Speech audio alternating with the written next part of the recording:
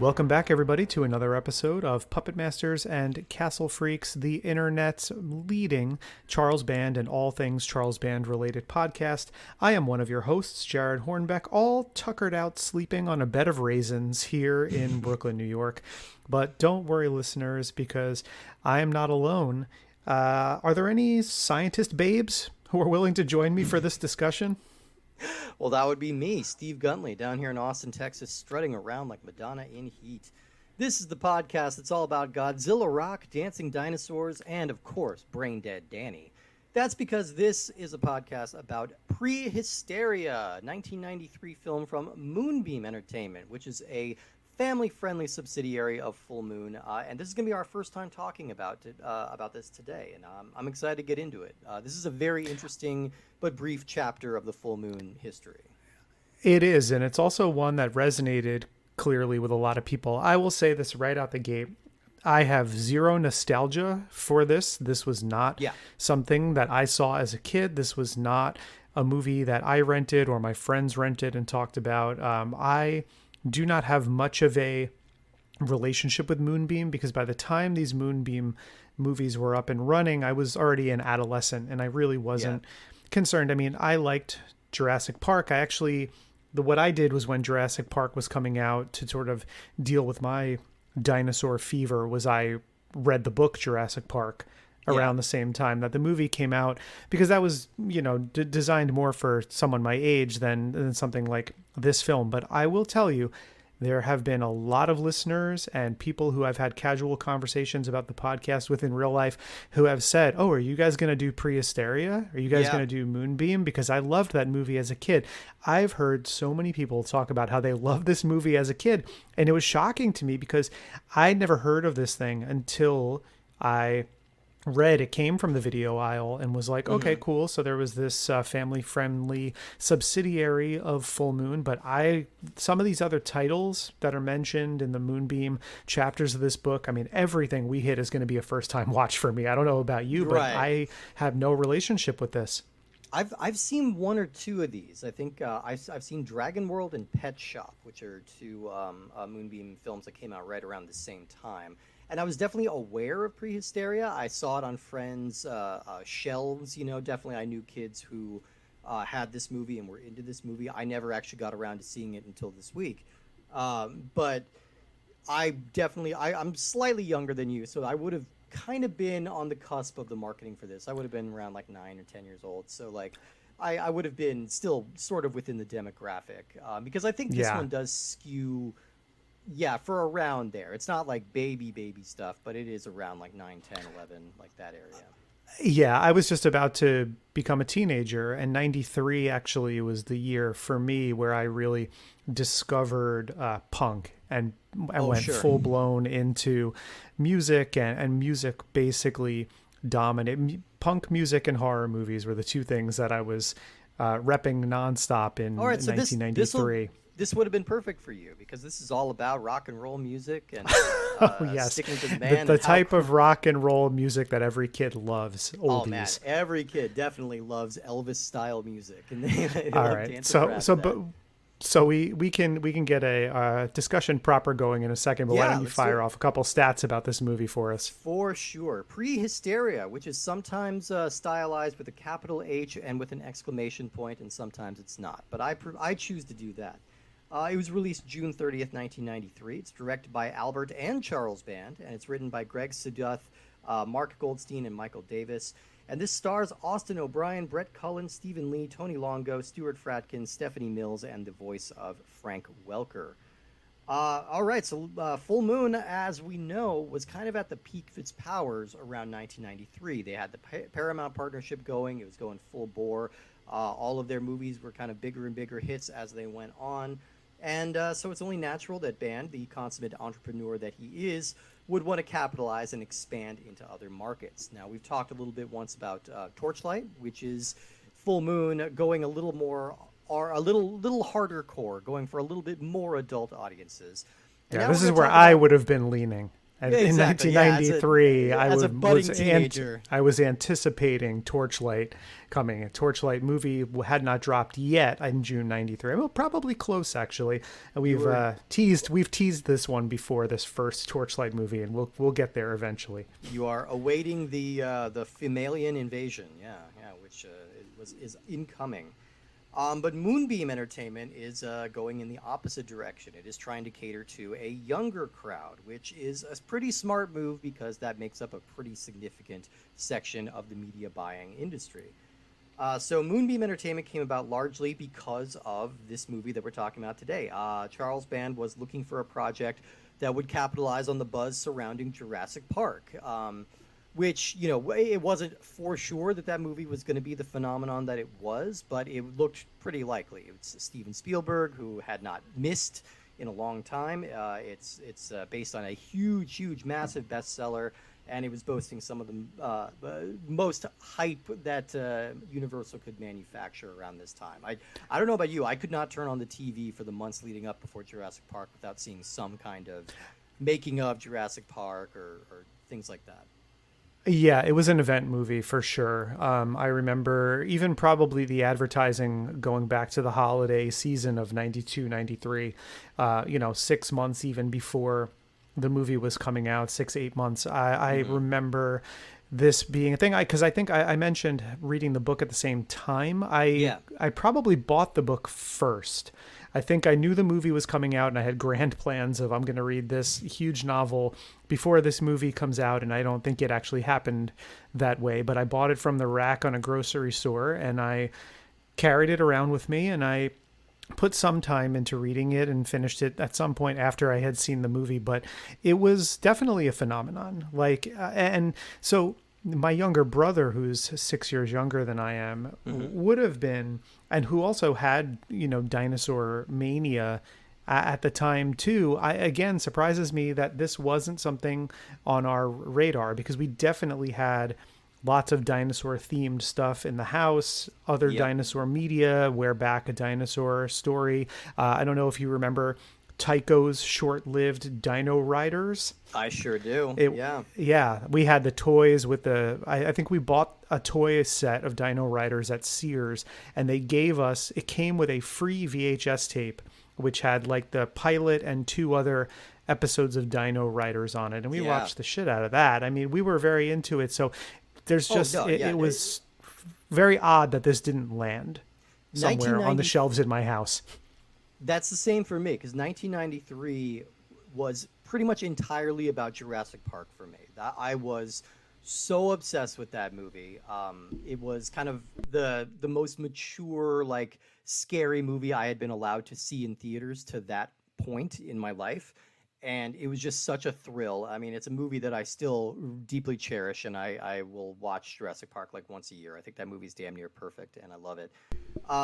But yeah, Charles Band was right on the cutting edge of getting in on this hype, because this movie came out on June 30th, while Jurassic Park was still in theaters, was still on its miracle run on its way to becoming the highest grossing movie ever for a couple of years.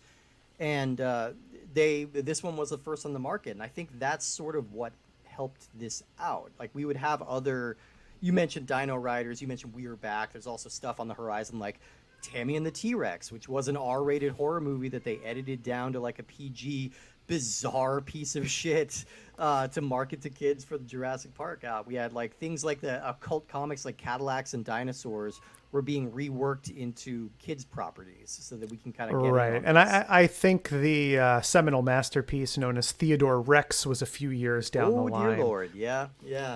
Oh, I wish that was within our scope, because I want to do a whole episode about Theodore Rex. That movie is fascinating.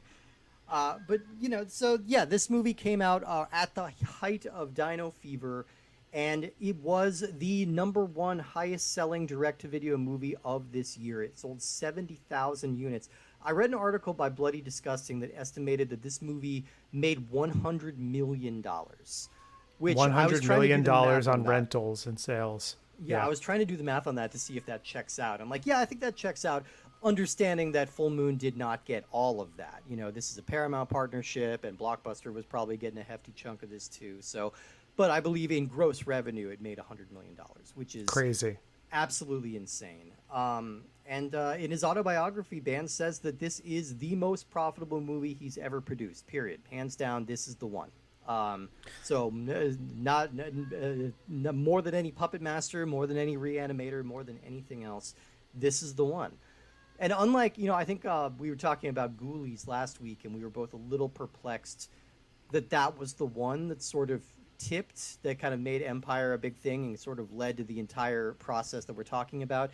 I think this makes more sense that this is a big hit. Like, it's capturing a zeitgeist moment. It's targeted at kids. Like, it makes. Yeah. I understand why this took off. It's a perfect storm of ingredients that worked at the time. I mean, you're tapping into the dinosaur craze, but really, Pete Von Schally, who developed this idea with Charles Band, essentially all he had to do was think back about a year and a half to 2 years prior, and what kind of spin could you? Well, Stuart Gordon almost made Honey, I Shrunk the Kids. Yeah. And that was a huge hit. What if we have small dinosaurs? And it seems like it's probably, a little bit more complicated than that. But on the surface, it seems like that was how they arrived at this idea. And so the marriage of Honey, I Shrunk the Kids, which this shares a lot, I think, in spirit too, and the dinosaur craze surrounding Jurassic Park. I mean, it must have seemed at the time like, I don't know, there's no way you could predict that this would make them $100 million, but I think they had to know that they were going to cash in, and they also had the trust of Paramount at that time. So I think with some distributor backing, they knew they were going to make some money off this thing. I'm led to believe. Oh, absolutely. And the success of this led to Moonbeam getting to produce a bunch of films. And Moonbeam movies actually typically had almost double the budget of the average Full Moon movie. So, like, if a Puppet Master costs like $800,000, like a Dragon World costs like close to $2 million. They put a little bit more care and effort into it, while still, these are still B movies, for sure. These are still kind of bargain basement entertainments to a degree, but they are done with a amount of care. So we would get a bunch of series like Pet Shop, Dragon World. There's a whole franchise of Josh Kirby movies, which I don't know anything about those, but I think there's like 6 of them, and they're like time travel adventures. Yeah, I didn't know what those were until, again, when I was reading, it came from the video aisle, and there was a section about them in the franchises part. And I was like, oh, that's interesting. This is something I know nothing about at all. So maybe we'll get there eventually. Get into it. Yeah, no, I mean, and all of these had significantly larger budgets, and ultimately Moonbeam did collapse when the Paramount deal collapsed. So it kind of, disappeared by about 94, 95. But they still, they came in, they hit hard, and they hit fast while they were around. And this made a lot of money that kind of helped Full Moon get to continue. This helped to them continue beyond Paramount and find some success there. So as we mentioned, Charlie co-directed this with his father, Albert, and they brought in a lot of their usual collaborators, including Stephen Lee, the actor who's in Dolls and Pit and Pendulum, and special effects whiz Dave Allen, who came back once again to design Madonna the Pterodactyl. So he did most of the stop motion on just that one dino. And they also scored a little casting coup here by getting child actor Austin O'Brien, who had a major role in another huge 1993 summer blockbuster called Last Action Hero with Arnold Schwarzenegger, a movie I kind of unironically love. I can't quite decide how sincere my love for that movie is, because it is flawed, but I also think it's really clever and a lot of fun. So I think so too. I think it was a punchline for a long time, and it's fine.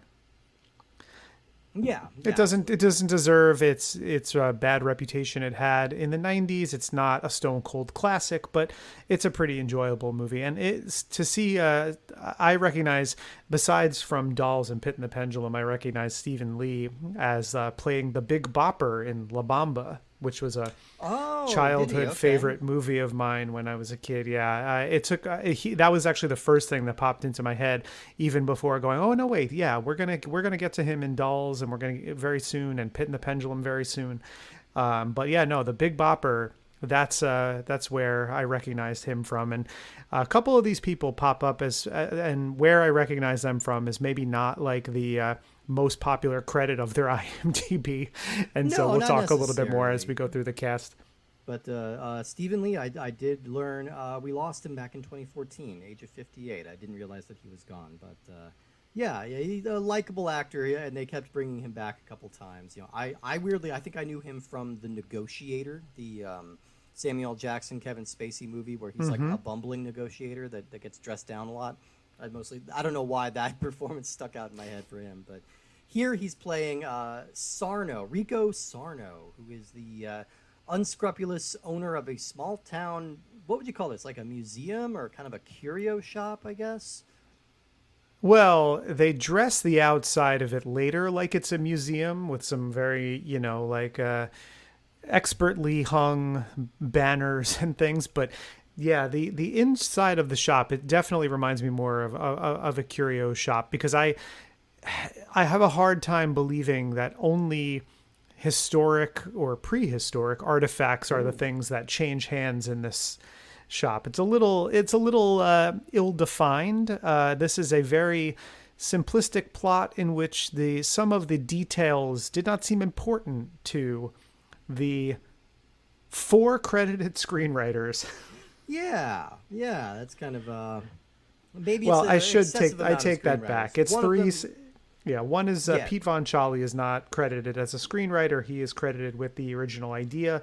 But we have three guys, Greg Sudeth, Mark Goldstein, and Michael Davis, two of whom would reunite to do Oblivion, and I think Oh, would right. would do a bit stronger job narratively, Yeah. keeping with some fun, clever details. If you haven't listened to our episode on Oblivion, please go back and do that. A movie we all generally liked a great deal. And Pete Von Schally is worth mentioning too, because he's not usually a writer, but he is a storyboard artist who's worked on a lot of favorites of ours. He worked on Nightmare Hmm. 3 and 4. He worked on Mars Attacks, on Sam Raimi's Dark Man, on a bunch of other stuff. So that's a pretty cool resume. Yeah, And that's a good. and you have to give it to him. This is a good idea. Like I think I'm feeling a little dismissive about this movie, or I'm feeling the impulse to be a little dismissive about this movie, but I don't hate this movie.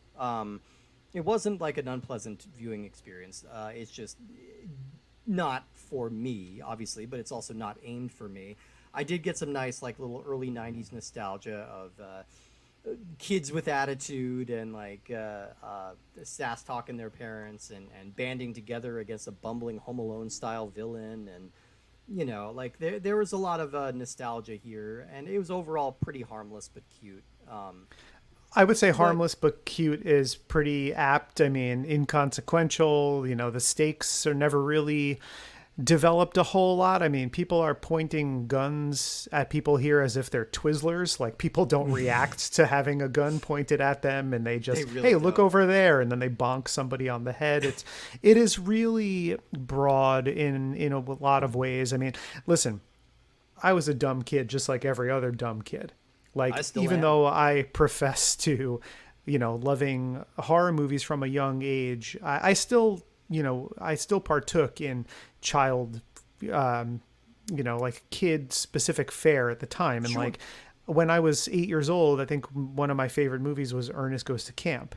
And Okay. granted, like I've since I genuinely feel Jim Varney to be a very talented person.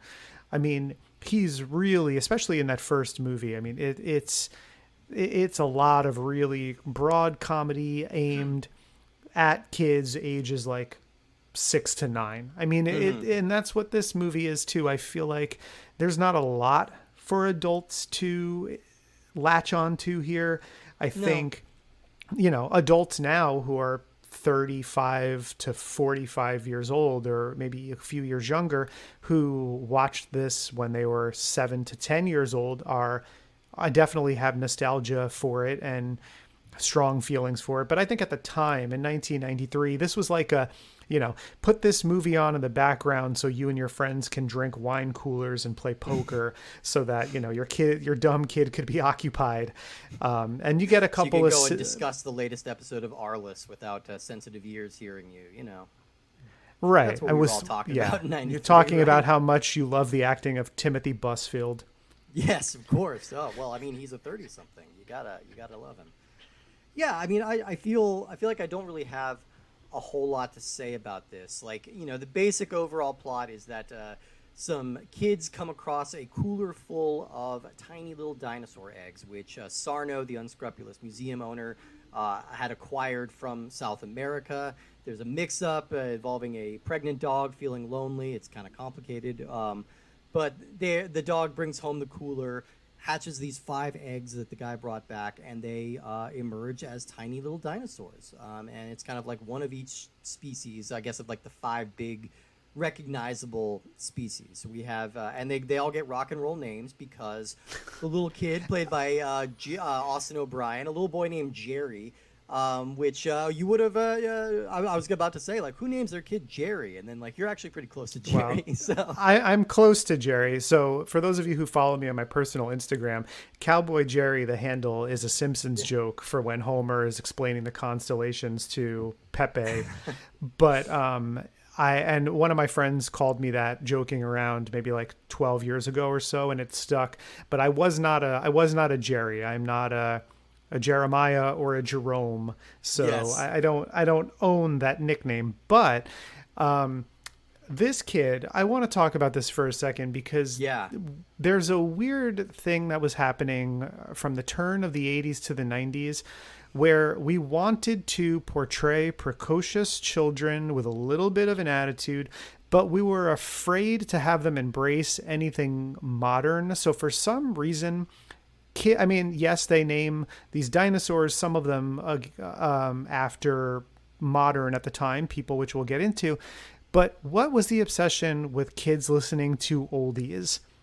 From 1987 to 1995, like, kids are listening to Elvis and listening to Jerry Lee Lewis and like rocking around the Christmas tree, like putting that music on their own.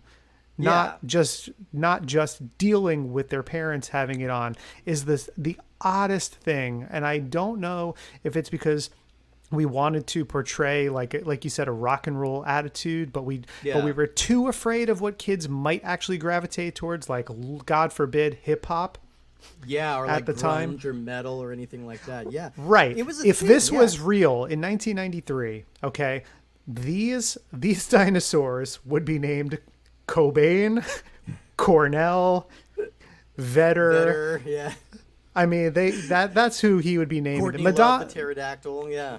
Exactly. Maybe Madonna's still in there because she was doing the erotica thing at that time, which people were still into. But it just cracks me up that they're named after legacy acts already in 1993. Like, this fucking kid knows Mick Jagger by name. Yeah, no, it's true. And obviously they couldn't afford having some Elvis music in here. So we have Elvis style music that the kid slicks his hair back and jumps up and down on his bed. Like, I definitely remember being exposed to a lot of oldies, like when I was around this age, because it's kind of the nostalgia of my parents' generation. Well, not even that, like, because my parents were nostalgic for like the 70s when they were in their 20s, like they weren't really nostalgic for music of the 50s and 60s, but that was kind of what we had. So yeah, we did listen to a lot of oldies, but I was never like bouncing around my room like dancing to this because I was listening to more popular, cooler music because I was a cool kid. Don't look into it. Yeah, just don't fact check that, and I think we're all happy. Yeah, but yeah, he's kind of dancing around. He's really into his old school rock and roll, and meanwhile he's got a bratty teenage sister who's just very vain. And, of course, a single father, because no two parents can ever survive simultaneously in a kid's movie. For whatever reason, there's something about a kid's movie that just kills off parents. In this case, it is the mother, which leaves a single dad, Brett Cullen, to take care of them. Brett Cullen I definitely recognize. He was in Lost. He pops up in things all the time. He's still like a pretty prolific character actor. could see. Yeah, I like to say that Brett Cullen seems like he perennially is going for the silver in the "Hey, it's that guy" Olympics. Kinda, yeah. He's because I recognize him most recently from Winning Time, which is the really good HBO show about the Lakers. Magic Johnson's drafting in the 1980, 81, or 79, 80 LA Lakers. But he's on that, and he's just been, he pops up in Ghost everything. Rider, he's in Dark Knight Returns. He's in a lot of stuff. Like he's got a great chin.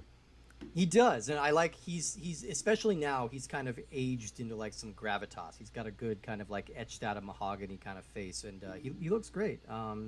He's doing really well, and I think he's good in this movie. Like, I don't know if he necessarily is hitting all the notes that the movie wants him to hit, but I feel like that might be more inconsistency in direction. Not to slag Charlie and Albert a little bit, but there are some pretty wild tonal shifts that happened in this movie.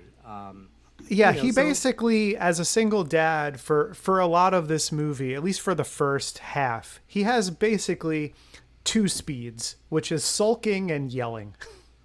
Yeah, and occasionally being goofy and threatening to throw his daughter out of the truck. Yeah. Well, I mean, if your daughter, she really looks like, do you remember the older sister in Troll 2? Because that's what this girl gives me real vibes. Her name is Samantha Mills, and one interesting thing about her is that I didn't put this together until right now. Her last name is Mills. Yeah. She was on the original pilot of Good Morning Miss Bliss, which would become Saved by the Bell later after they changed the entire cast, except for Miss Bliss herself, Haley Mills. Interesting. You think they're related?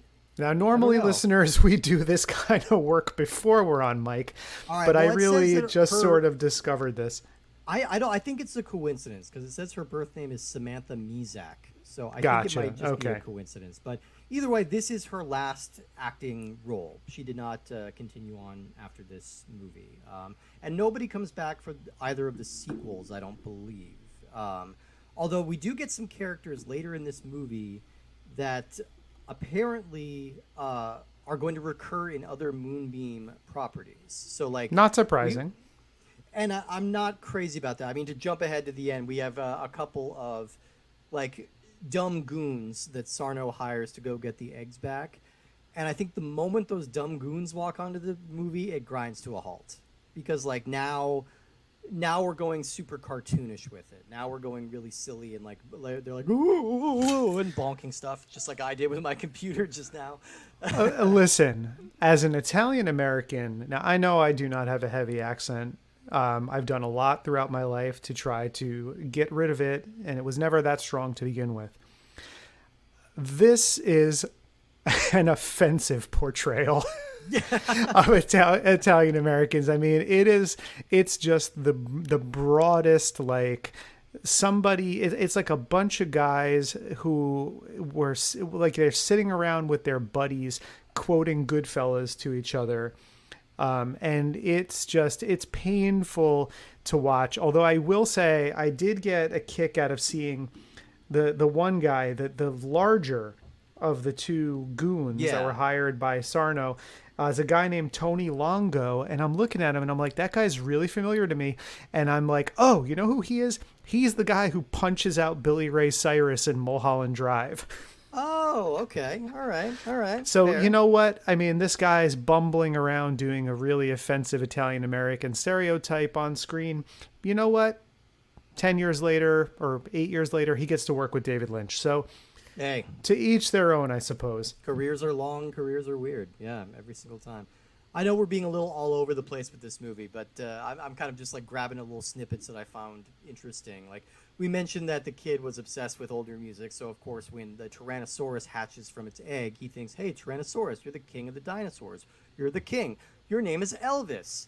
And so then the kid spends the rest of the movie constantly referring to this dinosaur as the king and telling people to honor the king and going on like that. So, yeah. I have nothing else to say about that. Just say. Well, this is the thing. Like the dinosaur. Well, first of all, let's talk about the dinosaur design. They're adorable. They're very cute.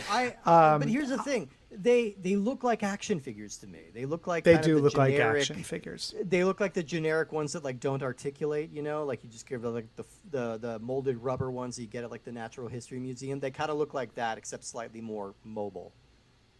Yeah, there's a scene. So for listeners, for those of you who don't know this, I have a senior Sphinx cat, and she, because she's always kind of looking for warmth, she will crawl on you and then flop around and swirl into a little ball in like your armpit or somewhere to kind of nestle in.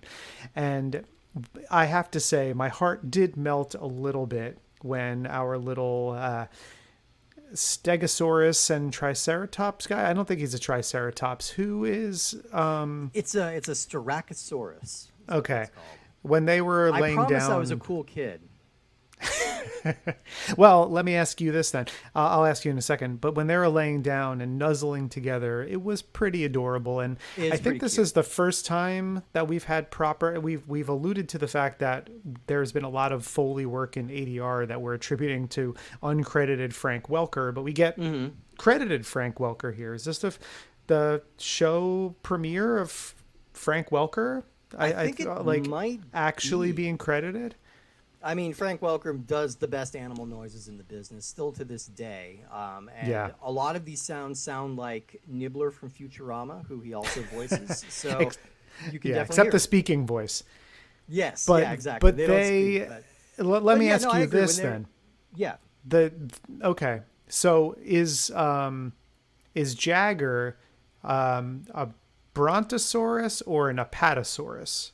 He's neither. He's a Brachiosaurus because he's got the little nostril at the top of his head. All of which we now know is inaccurate, but I'm basing this off of my deep dinosaur knowledge from 1993. So let's take dinosaurs as we knew them in 1993. Right. So this movie is fluff. There's not a lot here. Let's take this opportunity, and that's okay, Steve. So you know a lot about these dinosaurs. If you were Jerry and you came across this cooler of dinosaur eggs and they hatched, who'd be your number one guy? Who would be your king of the dinosaurs? Oh man, of these, I think I would go with the pterodactyl. Honestly, pterodactyls are always so cute to me, and I like the idea of one that'll just come and perch on your shoulder like it does in this movie. I agree with you because I always enjoyed Terry from Pee-wee's Playhouse also, and I think you get a nice stop motion vibe from Madonna, the pterodactyl, here in this movie. I think at this time, if you would have asked me when I was a kid and really into dinosaurs, a few years prior to this movie, I would have probably went Stegosaurus. Something about the plates and kind of the on the back that I enjoyed. I also liked a Triceratops. I liked the shield head with the horns too. I mean, I'm only human, so I obviously loved T-Rex also. But he was once Jurassic Park popularized the concept of a velociraptor. They just took over. It was my heart for a long time. Yeah, that's one thing that's missing from this movie is there needs to be a little velociraptor. I think about this every once in a while. It's odd that historical things like dinosaurs or mythological characters or even mythologies as a whole can have career arcs. So you get a velociraptor can go from relative obscurity to superstardom thanks to Jurassic Park. Same way that Norse mythology 20 years ago was pretty obscure, and now it's kind of woven into everything. So it's weird sure that is. These things can have these cultural career arcs of a sort. Mm-hmm. That's just a side tangent. But listen, side tangents in this episode are welcome. Elvis is the T-Rex. Hammer is the Styracosaurus. Jagger's the Brachiosaurus. Madonna the pterodactyl, and then Paula is the Stegosaurus. And I think that's a Paula Abdul reference, right? Yes. Okay. I would imagine so. Paula Abdul was still a household name in '93. I mean, we're a couple years after MC Scat Cat, but people were still aware of who Paula Abdul was. I hear he's really far right now. It's a bummer. He's on all these Fox News shows. It's a shame. Hate to see it. Something about aging Gen Xers, man. I don't know. I don't know what it is. Yeah, lovable legacy characters go wrong. Yes. Yeah. So I mean, yeah, all of this culminates in, eventually all the family members come to learn that the dinosaurs exist, and they become very protective of them. The dad starts up a relationship with the pretty lady who works at the museum/curio shop, who comes on to him harder than I've ever seen anyone do in a kids movie, and he's kind of endearingly oblivious to that for a long time. And then he spends the latter half of the movie walking around in raisin underpants. Oh, I guess we should mention they're raisin farmers. I guess grape farmers. This movie, they sell raisins. This movie is less than interested in any narrative plot detail that's consequential. Yet the detail that they are raisin farmers is so funny to me. That's so specific. Why is it so specific? Was this written around the pair of raisin boxer shorts? Like, did it start there and did they work backward? Because somebody found that and they're like, chin stroke. Yeah, I don't really understand that specific detail there. It's just like, it made me think of, I think it's in the amazing Touch of Satan Mystery Science Theater episode where they're like cashew farmers or something. And it's, again, just so specific. Like farm is good enough. Remember, this is a movie for dumb kids. Farm is enough. They live on a farm. We don't need to know any other, because the raisins don't come into play. Just say his job is farm. Exactly. His job is farm. The raisins don't come into play other than the fact that there was one scene, and this probably has something to do with the presumably standard definition version of it that's available on the Full Moon channel on Amazon. Yeah. But there's a bunch of raisins scattered behind T-Rex on the floor. And I had a legit moment where I went, are those turds? Like, I was like, are those little T-Rex turds that are like spread throughout the apartment or house, rather? Those things can really shit. And they've got like little pellet shits like rabbits. Like, who knew? Yeah. I mean, I thankfully, I think the movie is not particularly interested in like the origins of these dinosaurs. They're not really given any magical powers or any kind of prophecies or anything, but it does leave the movie feeling kind of inert, because it takes until, it's an 80-minute movie, and it takes until minute 60 for the conflict to arise, for like Sarno and his goons to kind of show up and steal the dinosaurs. Like, so it takes a long time for them to kind of get to the fireworks factory. And by the time they do, it's over pretty quickly. And all of that stuff just doesn't work for me. I think the whackety schmackety, like falling on their butts and like, oh, woo, woo, like it just doesn't work for me. No, and, I watched the Video Zone for this, which I'm wont to do for movies that are full moon movies that have them. You can find them basically all on YouTube in their entirety. Mm-hmm. But there's a part where Charles Band says that he hopes that the dinosaurs can come back for more adventures. And that word stuck out to me because I realized the dinosaurs don't have an adventure in this movie. Their role in this movie is to trash a house. Mm-hmm. Or a kitchen, at least one room, and pop out of bags of chips and stuff like that. The largest bag of chips I've ever seen in my entire adult life. Like, that is like beyond like Mexican restaurant, like garbage bag full of tortilla chips. Like, that is a gigantic bag that should not be illegal to buy wholesale. Yeah, and I was thinking about how, basically the dinosaur's role is to look cute, be coddled, to dance around to a little Elvis music, because of course. But then, the threat is that the Sarno and his goons come to their home to take the dinosaurs back. The dinosaurs don't really leave the house. I think, if this was a more fleshed out movie, there would be a moment where, like, not only is there the external threat of Sarno and the goons, but also the dinosaurs maybe get out in the open. Because with Honey, I Shrunk the Kids, you have all that amazing stuff with the oversized sets, and it's like they could have done something like that where you have these little miniature dinosaurs navigating through wilderness or things like that. But I don't know if it's just budgetary or if it was just like, let's get this thing out quick because we know Jurassic Park's coming out, but there's really not a whole lot of an adventure here, and the pacing of it is interesting to say the least, because we had what I was thinking was going to be the last. I wasn't really paying attention to the running time, and what I thought was going to be the last act of the movie. I went, okay, so now we're sort of in this final set piece, and this is where there's going to be the big resolution. So we're looking at probably our last 20 to 25 minutes of this movie. And I paused it to see, and there were 8 minutes left. Right. And I went, oh no, like, this thing is going to wrap up quick. Yeah, it's going to wrap up real quick. And we need to spend a lot of time, a lot of like long silent close-ups of Whitey the janitor. And I didn't really understand why Whitey the very creepy janitor was becoming like the hero character of this movie. And like we were spending a lot of lingering shots on him as if we really connected with Whitey. We do that with a lot of characters in this movie. There is a lot of close-up and a lot of, I don't know that, I know some film school terminology for how you compose certain shots, 2 shots, etc., over the shoulder. But there are a lot of like just camera propped directly in front of the face of actors, close-ups in this movie.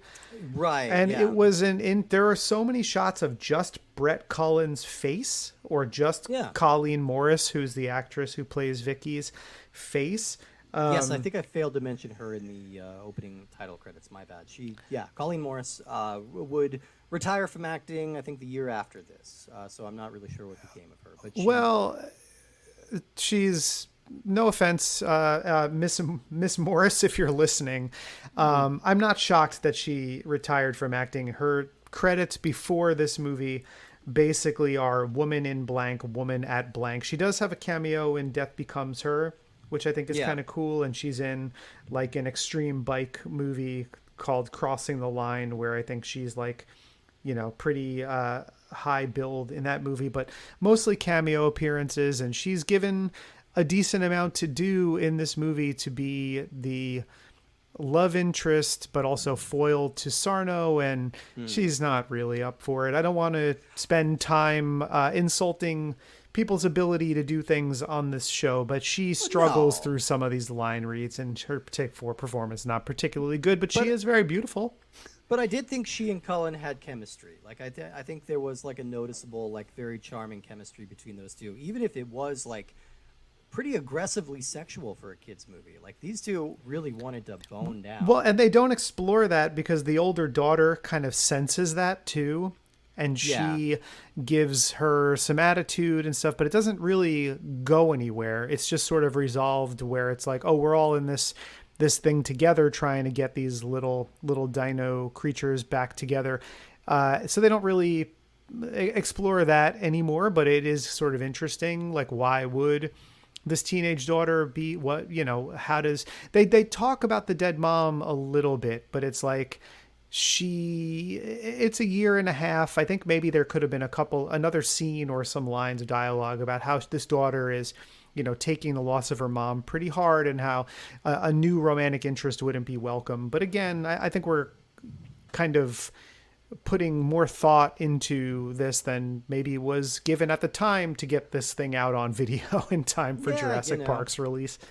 It was definitely trying to capture a market and capture a moment, and I think it did that. And like I said, like the nostalgia for it missed us, but it does. This is a movie that was kind of a childhood favorite for a lot of people, and so I feel bad that I'm feeling a little scattered today, and I'm feeling like my thoughts are a little kind of all over the place about this movie. And that just happens for me when I can kind of register that a movie is not like offending me. It's not bad. It's not, it's far from the worst thing we're going to see on the show. I'm just registering that it's not for me, and that the moment when it could have been for me is past. Exactly. This movie's not for me now. It wasn't for me then.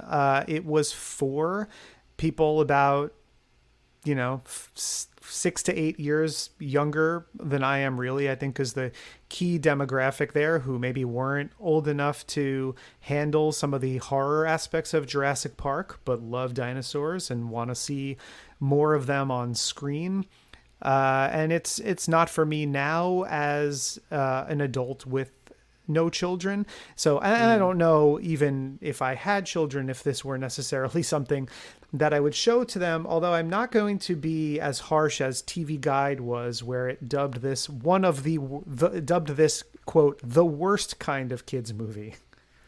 Yeah, I wouldn't say that's necessarily true, but I would think something more like Tom and Jerry the movie or something like that around the same time would have more fit the bill. But yeah.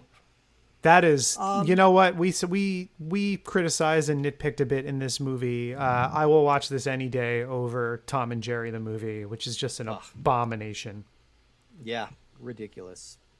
Well, on that note, I think we can probably safely wrap up our episode on PreHysteria. Where would you like to put this in your ongoing rankings? I don't know if you have your sheet open in front of you.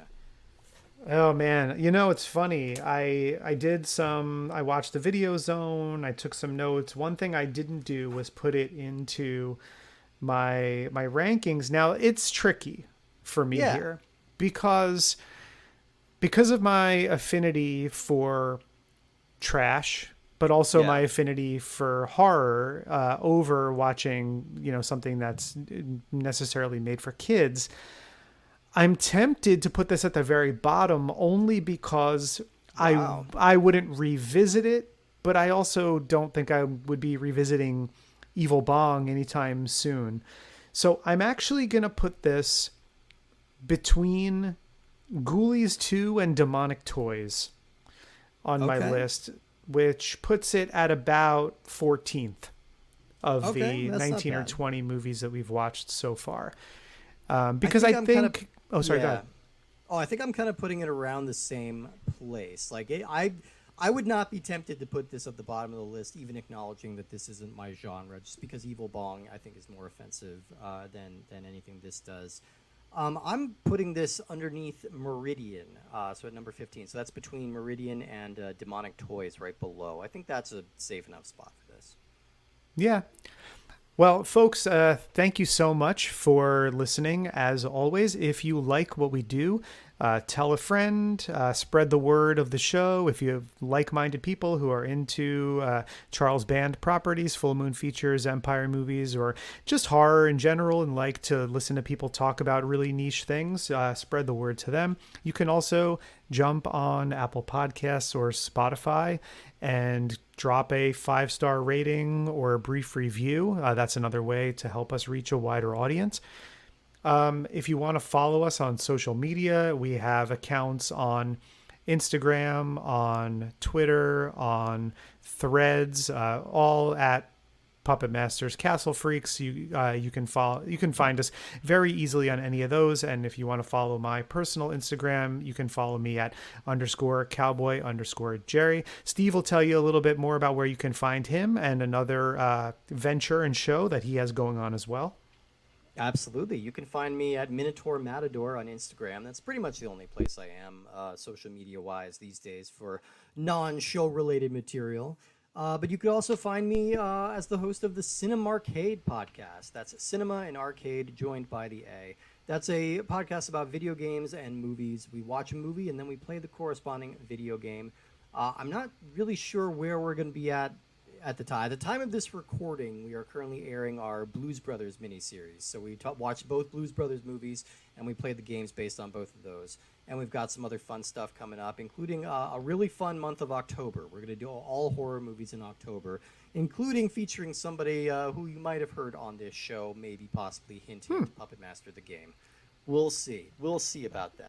Next week's episode, we are going back to Stuart Gordon, and he is going to be adapting a classic piece of literature. But shockingly, this is not going to be a Lovecraft story. In fact, it's Edgar Allan Poe. That's right. He's invading old Roger Corman's territory to tell a Poe story, and that is called The Pit and the Pendulum. And I have never seen this adaptation before, so this is one of the Stuart Gordons I've never seen. So excited to dig into it. All things go according to plan. We should have a pretty cool guest on that as well. So we'll keep an eye out on that, and we'll have it out for you shortly. Absolutely. Listeners, next week is one you're not going to want to miss. It's Poe, it's Gordon, with a pretty great special guest for that episode. So you're not going to want to miss it. So definitely stay tuned next week.